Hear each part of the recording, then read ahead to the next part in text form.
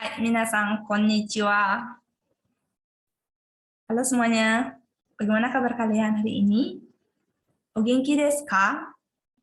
Saya harap hari ini kalian dalam keadaan baik dan sehat ya, supaya bisa mendengarkan penjelasan materi hari ini sampai akhir. Nah, jadi minggu ini, atau pertemuan hari ini, kita akan belajar mengenai doko ni arimasu ka? Jadi ini topiknya hari ini ya, doko ni arimasu ka, yang artinya ada di mana. Seperti itu. Jadi dari topik kali ini, saya harap kalian sudah bisa menangkap apa yang akan menjadi poin pembahasan kita hari ini. Doko ni arimasu ka? Ada di mana? Seperti itu.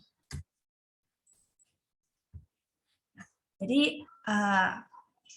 ketika kalian menanyakan suatu benda seperti itu, benda itu ada di mana letaknya, entah itu ada, entah kalian menanyakan buku ada di mana, atau kamus berada di mana, atau baju berada di mana, seperti itu.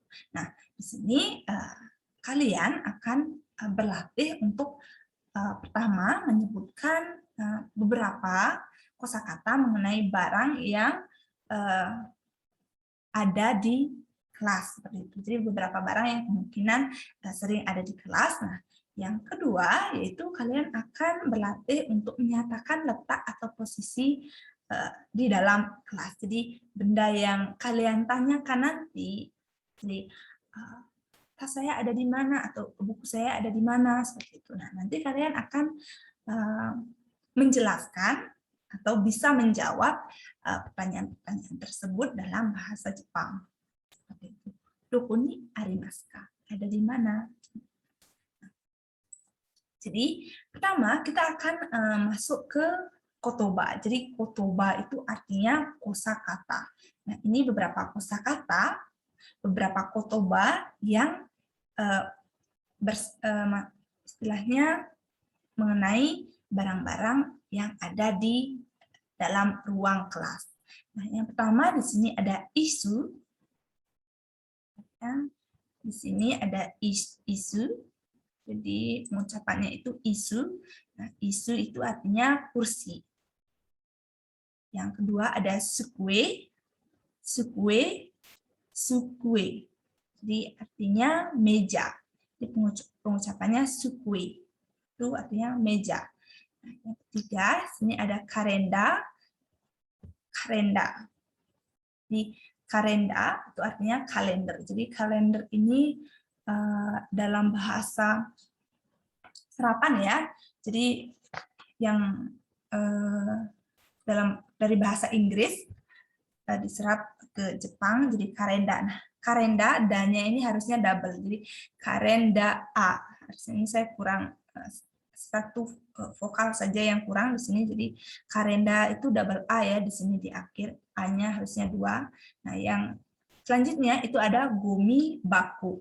Jadi gomi baku itu artinya tong sampah. Gomi baku. Gomi itu sampah, baku itu kotak ya, jadi atau tempatnya, jadi gomi baku tempat sampah, itu tong sampah. Nah, selanjutnya yaitu di bawah gambar isu itu ada shashin. Shashin. Shashin itu artinya foto. Di foto. Shashin. Foto. Selanjutnya ada kabin. Kabin itu artinya vas. Vas ya. Jadi kabin itu vas, hanya vasnya saja. Nah, terus selanjutnya ada kokubang.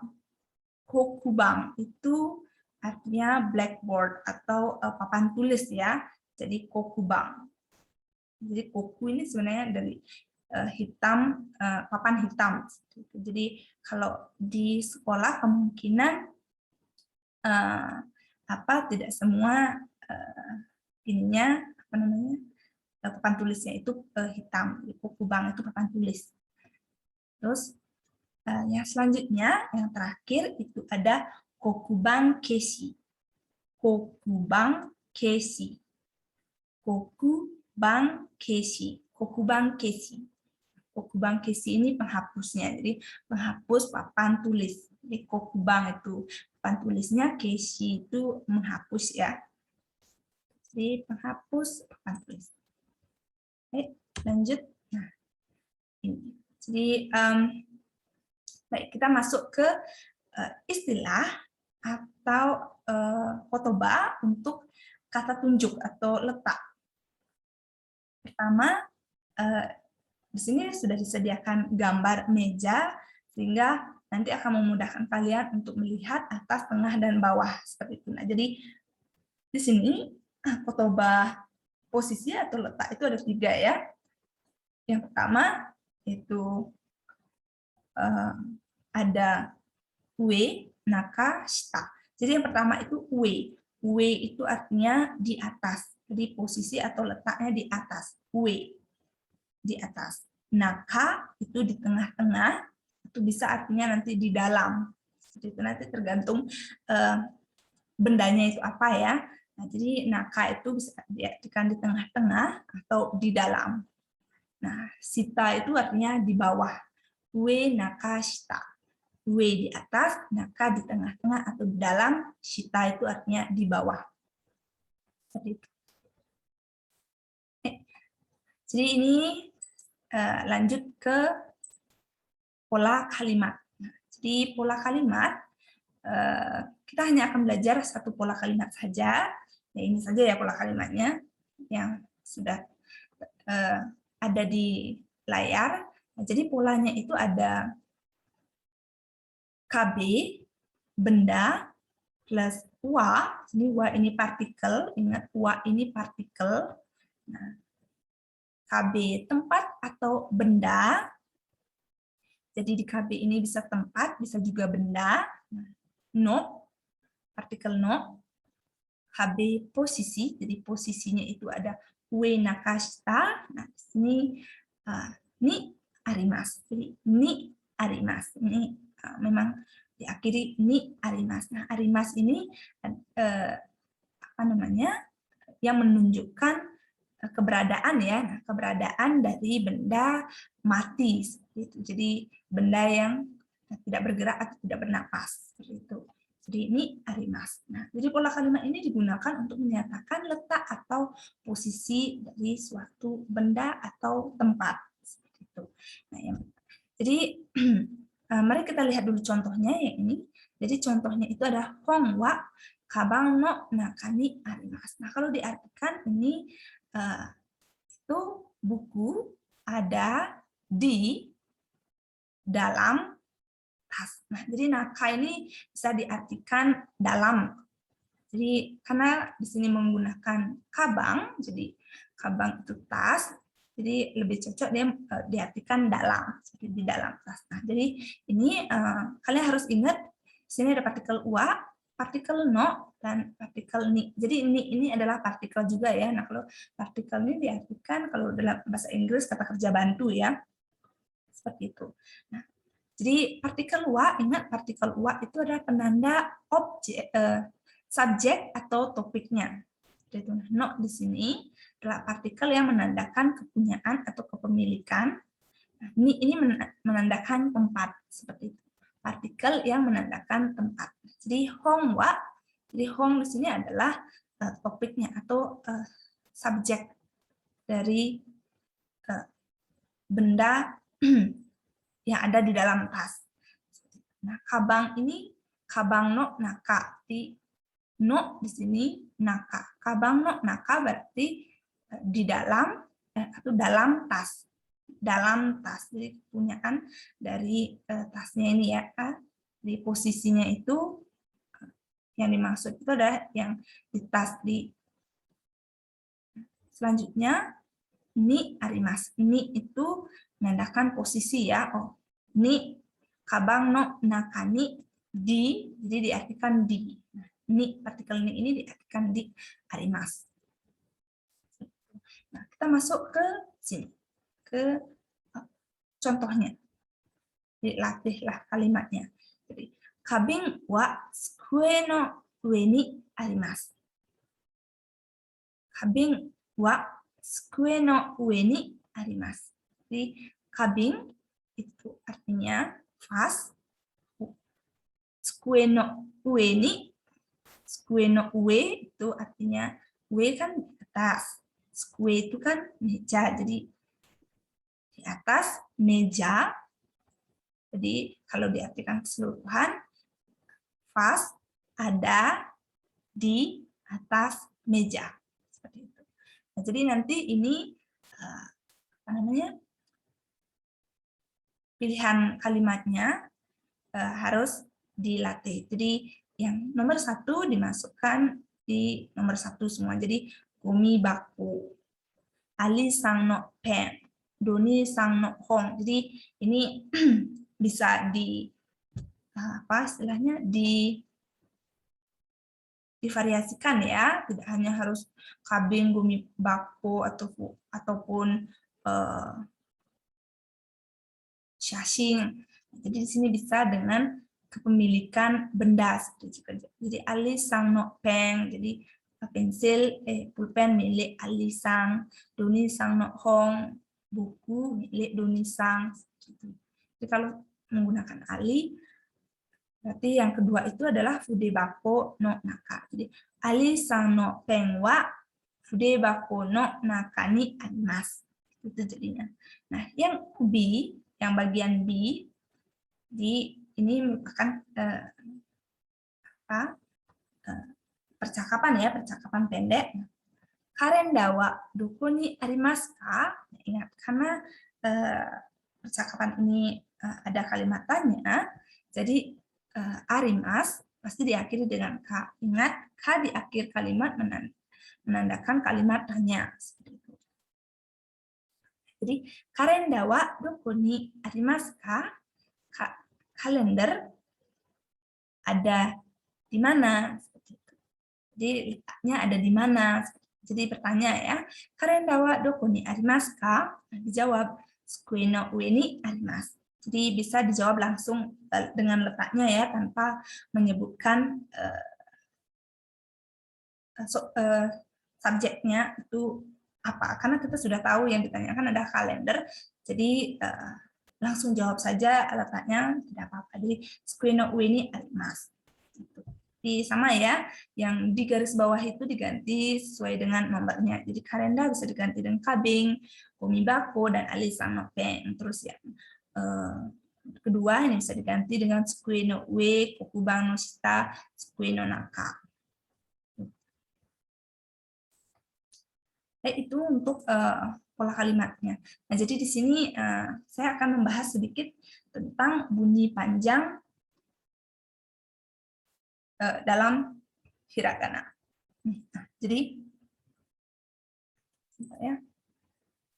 di sini untuk vokal pertama. Jadi dalam bahasa Jepang, panjang bunyi dapat menimbulkan perubahan makna kata. Nah, bunyi yang diperpanjang adalah bunyi vokal dan ditulis sebagai berikut. Jadi ini bunyi panjang vokal. Ingat, jadi yang diperpanjang itu adalah bunyi vokal. Jadi kalian harus perhatikan penulisan dari kotoba yang kalian tulis. Jika salah sedikit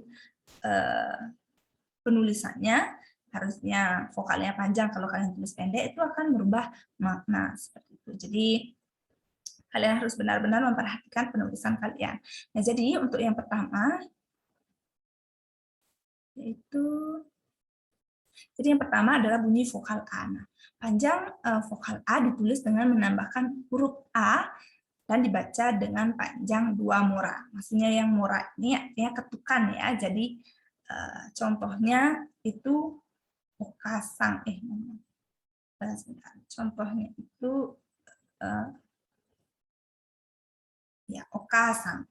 Okasang itu ibu ya. Jadi o ka a sa. Nih, jadi 4 mora ya. Okasang itu 4 mora. O ka a sang. O ka a sang. Jadi o ka a. Nah, kan ini K-nya ini kan panjang vokalnya seperti itu. Jadi dibaca atau diucapkan 1 mora. Jadi oka sang. Memang kalau dalam pengucapan biasa mungkin tidak terdengar ketukannya ya, maksudnya terjelas kedengaran ketukannya. Tapi ketika kalian membaca satu-satu itu akan terdengar jelas. O, ka, a, sang. Jadi ada 4 ketukan untuk o, ka, sang. Selanjutnya untuk bunyi vokal i, panjang ditulis dengan menambahkan huruf i, dibaca dengan panjang 2 mora, juga sama ya. Jadi seperti vokal a, jadi dibaca 1 mora saja. Jadi yang tadi kan o, ka, a, sang.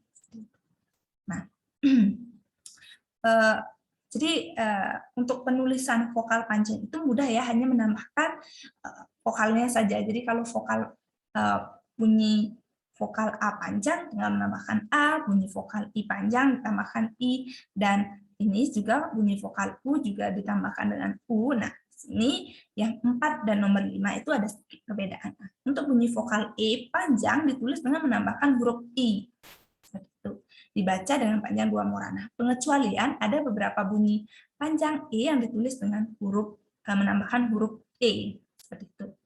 Jadi biasanya ditulis untuk vokal e itu e panjang itu ditulis dengan menambahkan huruf i. Contohnya sensei. Jadi penulisan sensei itu kan sensei. Tapi ketika pengucapannya mungkin agak gimana ya, tidak terlalu jelas kedengaran i-nya karena sedikit disenyapkan seperti itu. Jadi penulisannya itu yang benar adalah sensei. Jadi dibaca juga 1 mora. Jadi, nah ini ada pengecualian juga beberapa kosakata yang bunyi vokal e panjang itu ditambahkan e, seperti tidak i. Contohnya one-san, kakak perempuan one-e-san. Yang kelima, bunyi vokal o panjang ditulis dengan menambahkan u. Jadi dibaca dengan panjang 2 mora.